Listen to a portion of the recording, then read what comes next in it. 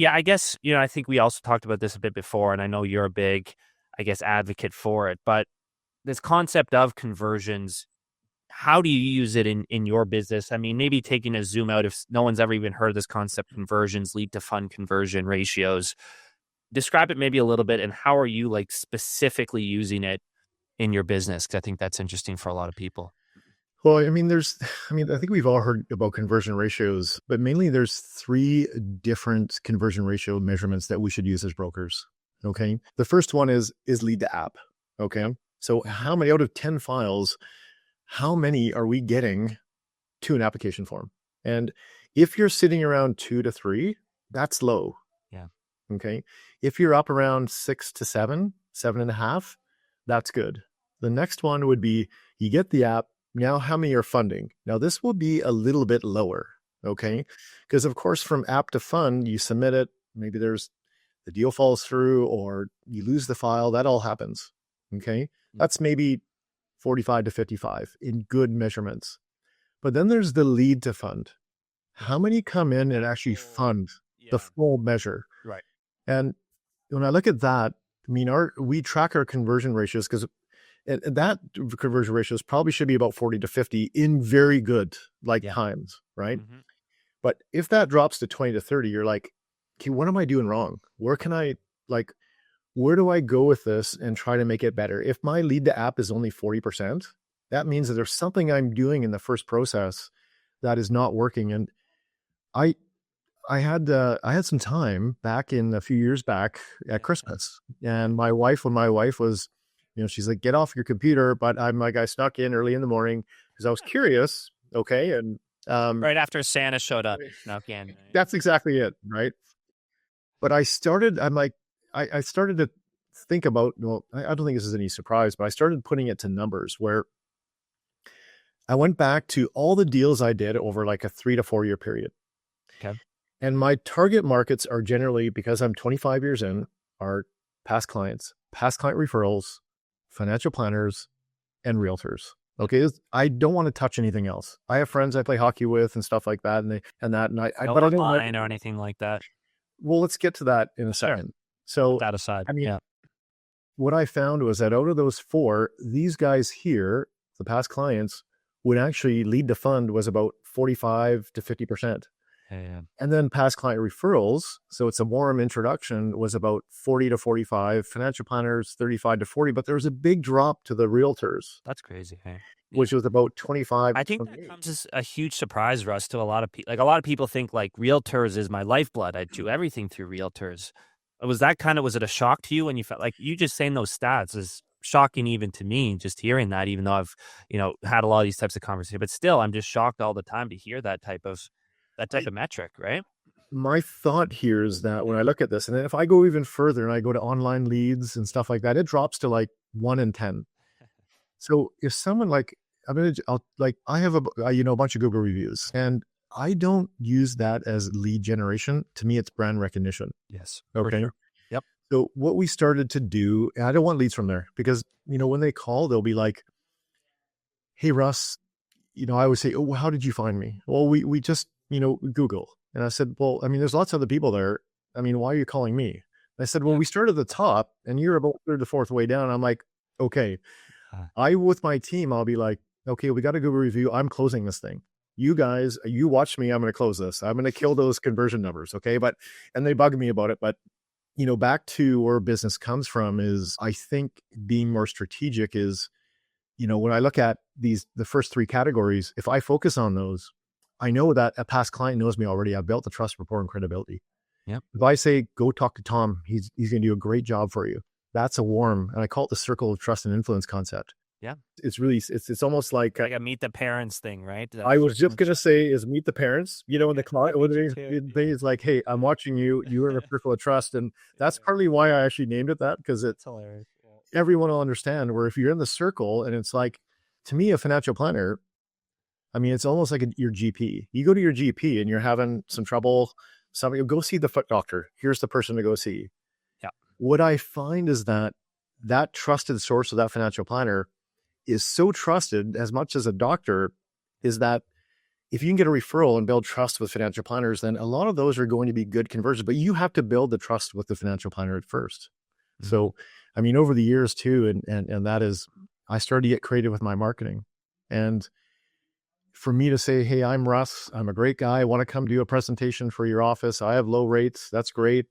Mm-hmm. I didn't get a whole lot of, welcomes. But when I started saying, I came up with an idea just to try it, is I started creating CE credit presentations for financial planners. And I said, well, I'm Russ, I'm a really great guy, but I come in and I'm going to give you a CE credit presentation for, MFDA, IROC, and, maybe 3 of the most popular ones.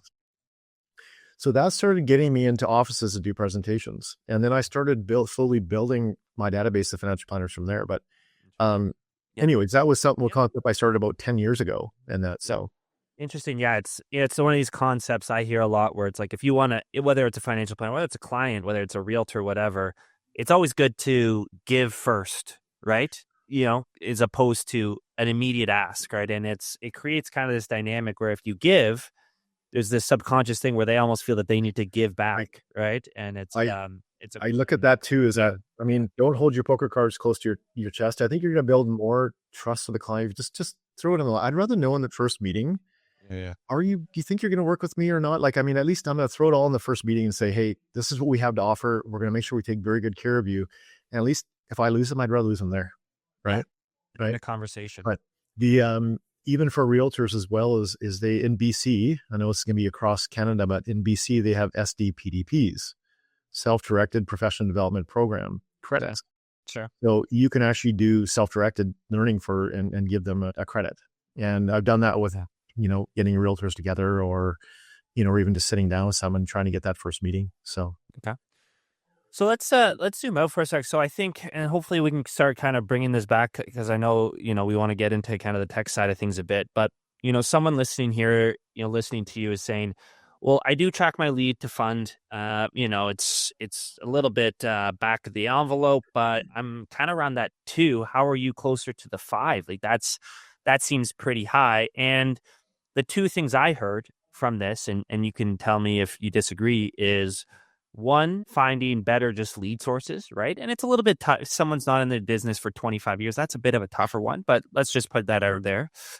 And then the second one that I've heard too is just having better upfront conversations, right? Of, like you said, hey, if this is not a fit, let's not waste each other's time. Let's just put this aside and I can focus my time and energy on someone who might be a better fit. So those are the 2 big ones I see there. Let's focus on, because like I said, finding the right lead sources, that's a bit tough, especially if you're not in the business for a while. So let's talk about just having better conversations. Talk to me a little bit about that. And because I do want to kind of bring it back to TMS. I know that is something you've been working on quite a bit. But before getting into the tech specific product and what it offers, just talk to me about this concept of better conversations. Well, I mean, back when I first started brokering, excuse me, I never really had a defined process up front. And I would always scramble. The call comes in, or I've got a call set for a certain time. And I'm like, I'm really just writing notes down on a piece of paper. Hey, let's do an application form and let's go from there. Well, this industry's evolved. It's there's more to it now. There's so much more to this business. When I first started, one rate was for everything, rentals, everything. There wasn't insurable rates. There wasn't insured. There wasn't an insurable conventional. I mean, the good old days. So that's what I've heard people call it, right? The good old days. The good old days. Yeah. But then again, the good old days incorporated fax machines. Okay. And I remember we joke around about this, just veer off for 2 seconds, is you have a 30-page fax, you get to that page 28 and it sticks and you're like, son of a, all over again. So efficiency there. But when we look at that process, I really worked hard on what happens up front. And when I get on that call, what am I going to do?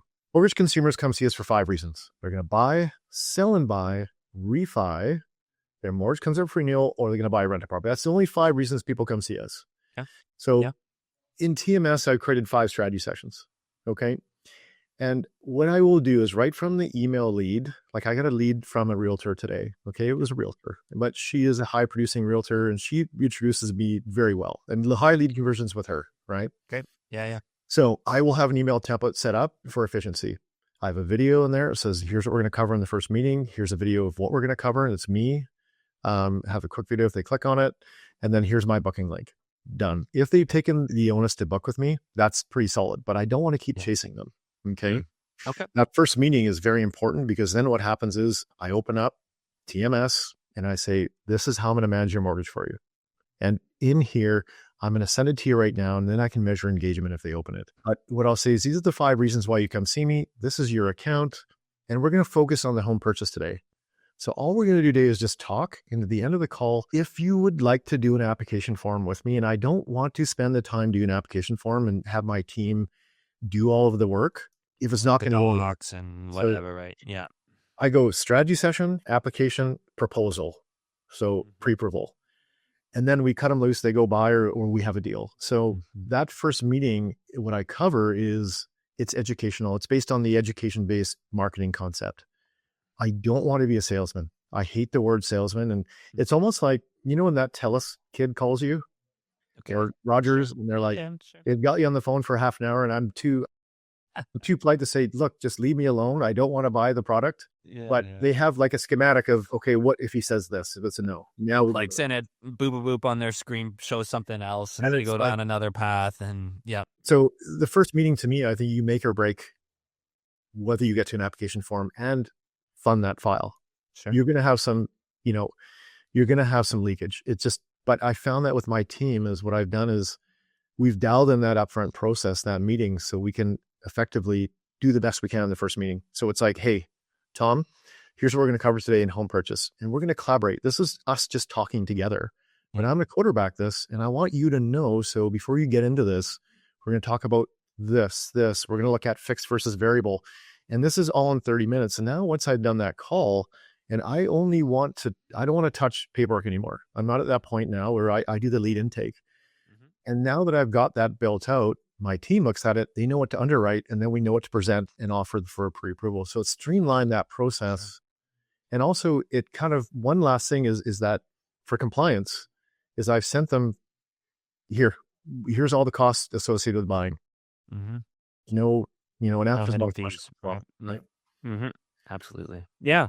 Well, no, I think it's a very I think I've heard that enough times too, and I'm sure you have, and it's like that first call is so important. I think it, a little bit speaks to like one comment I would make, like what you just said, where it's not about selling, like, right? You hate selling and I think it comes back to a little bit some of the dynamics that we're seeing, I think, in the industry, and you can tell me if you think this, but one thing I've said a lot is that brokers need to go from transaction, right, where I'm just selling you a financial product, right, where this is an exchange and I'm selling you, from transaction to trust. That's kind of the catchy phrase I say, where no, actually you need to be that advisor, so to speak, right? Where it's not just, hey, what do you need? And I give it to you. I'm not just, at a Burger King, you order a burger and I give you a burger. It's saying, whoa.